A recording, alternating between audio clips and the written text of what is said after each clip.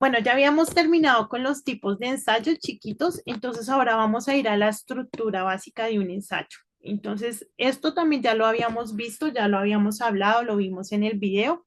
Es muy recomendable que cuando nosotros estamos generando la estructura o estamos escribiendo un ensayo, tengamos en cuenta una introducción, tengamos en cuenta un desarrollo y tengamos en cuenta las conclusiones. ¿Listo?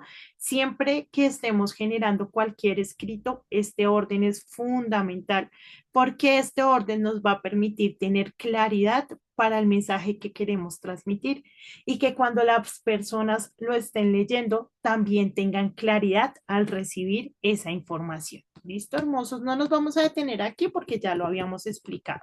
No sé si alguno tiene alguna duda o alguna pregunta. ¿No? Listo.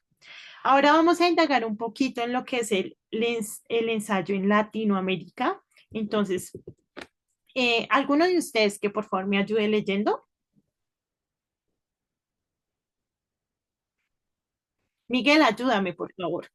Aún no, ya Khaled levantó la manito. Khaled, dale. El ensayo en Latinoamérica tiene una rica tradición que se remonta a los tiempos coloniales y ha jugado un papel clave en el desarrollo de las ideas políticas, sociales, culturales y filosóficas en la región.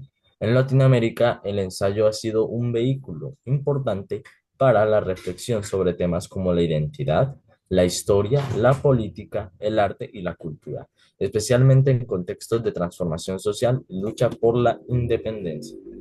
Muchísimas gracias, Khaled. Entonces, mis amores, cuando hablamos del ensayo en Latinoamérica, pues debemos saber que eso, como ya se los dije, viene desde el origen de la humanidad, ¿sí?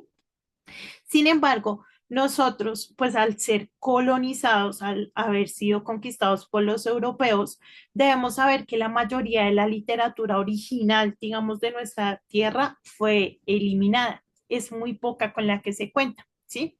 Sin embargo, debemos saber también que, pues, al venir este tema de la colonización y la conquista, ya la literatura que vino después fue muy, digamos que, infundada o está muy influenciada, esa es la palabra, muy influenciada por la literatura europea.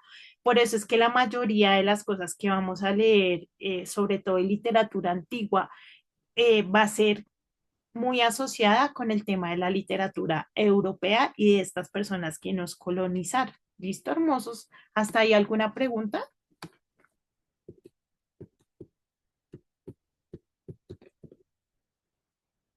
Bueno, acá tenemos las características. Tenemos la primera, que es un fuerte compromiso social y político.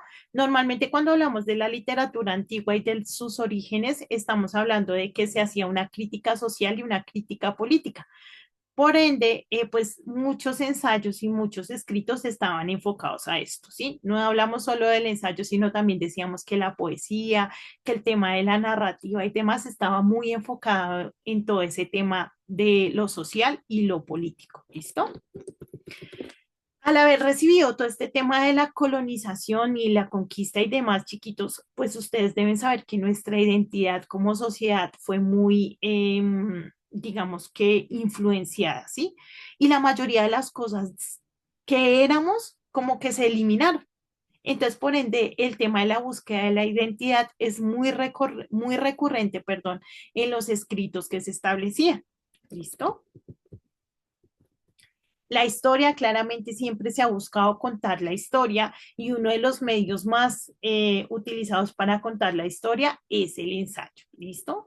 Entonces, cuando hablamos de la historia, hablamos en general, revoluciones, tipos de gobiernos, la sociedad, todo ese tema. ¿Listo? Como ya lo habíamos dicho, pues el ensayo tiene una diversidad temática, entonces no solo vamos a encontrar ensayos que hablen de historia, sino por lo general de muchos temas. Vamos a encontrar ensayos también de ciencia, vamos a encontrar ensayos de filosofía, de sociología, de cultura. Todo este tema va a estar muy enfocado en los ensayos, ¿listo? O más bien todos esos temas. Y por último, pues el estilo personal, que ya habíamos hablado de eso, entonces creo que no es necesario que frenemos acá porque ya habíamos hablado de eso. ¿Hasta ahí alguna pregunta, chicos? ¿No? Listo. Aquí algunos ensayistas o algunos escritores de ensayos para que lo tengan ahí en cuenta.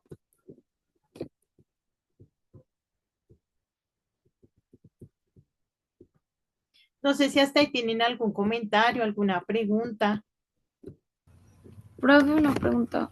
¿no? En la parte, o sea, cuando yo miré el módulo parecía como intentar hacer un ensayo. Ujú. O sea, también, o sea, aparte de la actividad tenemos que hacer un ensayo. Ya hablamos de la actividad, ¿listo? Hermosa. Entonces ya hablamos de eso, ¿listo? Bueno, mis preciosos, vamos a finalizar esta sesión del día de hoy con los datos curiosos. Entonces les voy a pedir que por favor cada uno me ayude leyendo uno, ¿listo? Y que por favor se queden con esto porque pues es como esas cositas generales que nos ayudan a complementar el tema. ¿Quién me ayuda, por favor? Juana, ayúdame con el primero, hermosa.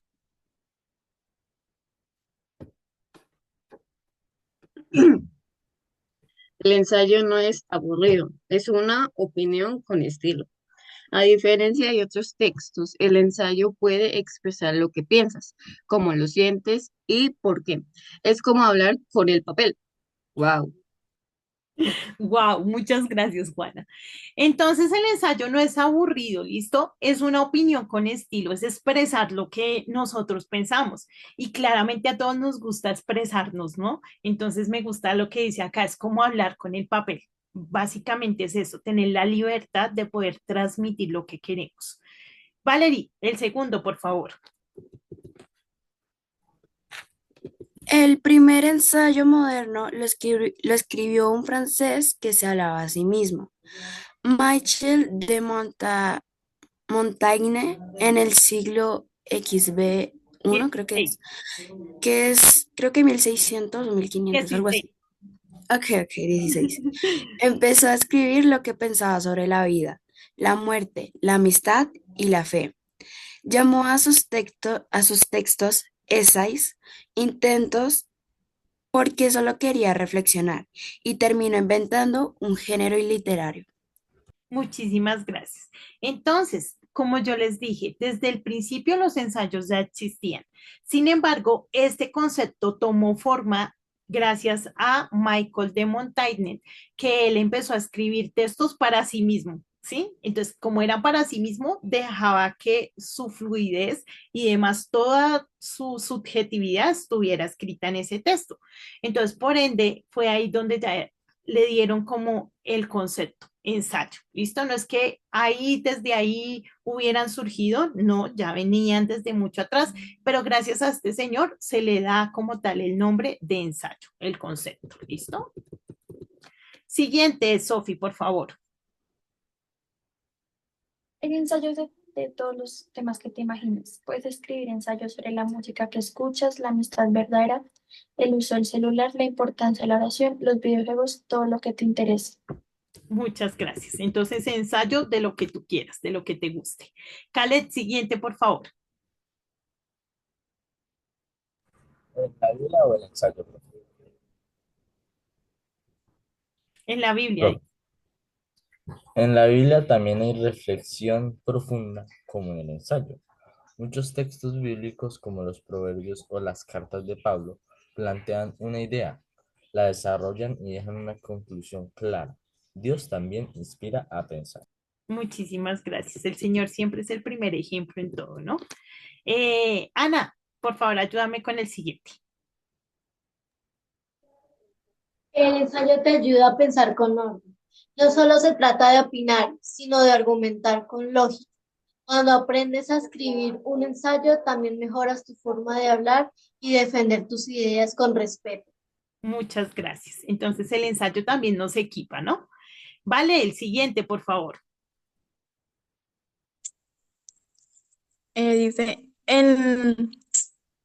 Grandes líderes y pensadores escribieron ensayos para cambiar el mundo. Martín, Lutero, Dean, Malala y muchos otros usaron textos reflexivos para compartir ideas que transformaban su época. Muchísimas gracias. Entonces, aquí nos muestran grandes pensadores utilizaban ensayos para transmitir sus ideas. Como eran al principio ideas, cosas que todavía no estaban estipuladas, pues se denominaban ensayos. Y de esa manera empezaron grandes aportes que se hicieron, no solo a la ciencia, sino también a todo el desarrollo que hemos tenido social. ¿Listo? Vale, siguiente.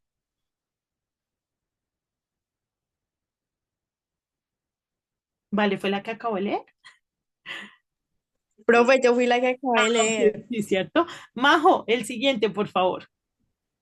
Tu vida puede ser un ensayo viviente. Cada decisión, cada reflexión que haces sobre lo que es correcto o bueno es como un ensayo que escribes con tus acciones. Muchas gracias. Último, Jeremy. Escribir ensayos fortalece tu fe. Cuando piensas en lo que crees y lo expresas por escrito, estás reafirmando tu fe, ordenando tus pensamientos y preparándote para compartir lo que hay en tu corazón. Muchísimas gracias. Entonces, escribir ensayos nos va a fortalecer. Escribir ensayos nos va a preparar. Es muy importante también por eso que lo hagamos. ¿Listo, hermosos? ¿Alguna pregunta, alguna duda hasta ahí? Listo, chiquitos. Entonces, vamos a ver el video de ortografía y de esta manera vamos a finalizar con la sesión teórica.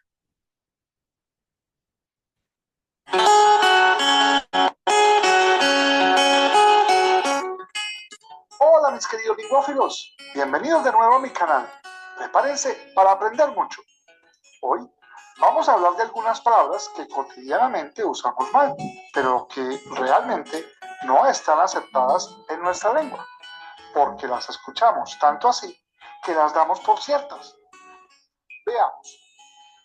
Empecemos con la palabra trastornar, cuya forma real es trastornar, sin la N.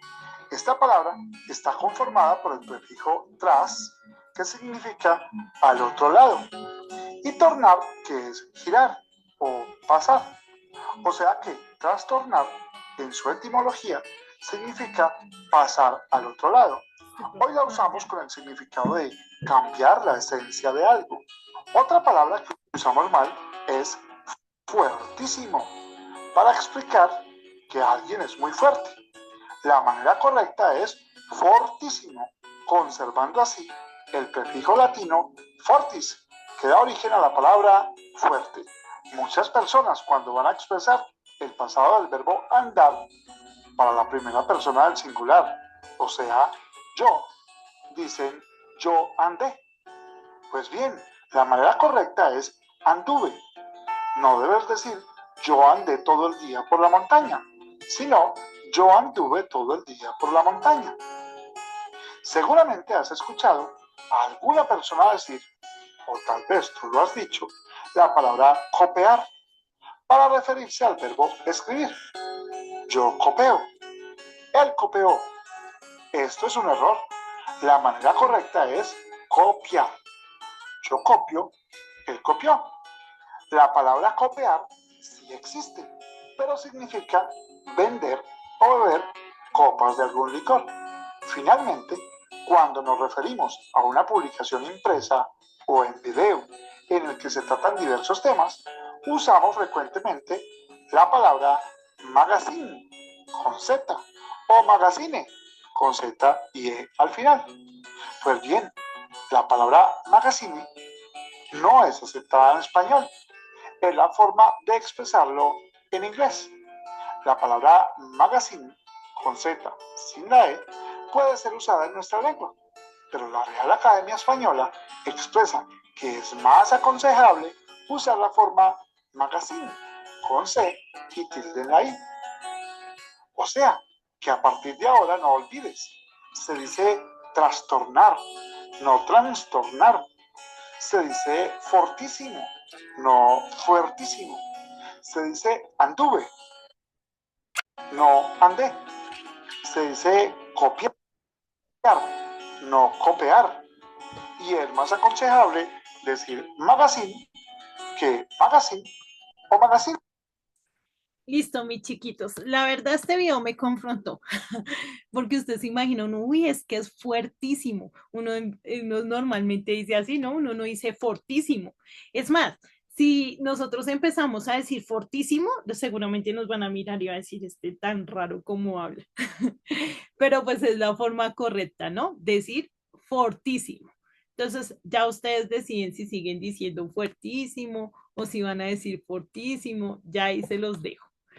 Entonces, mis chiquitos, nos vamos a tomar 5 minutos no más, ¿vale? Entonces, a las 11:15, conectados nuevamente para hacer nuestra actividad. Realmente está muy sencilla, no nos vamos a tardar mucho.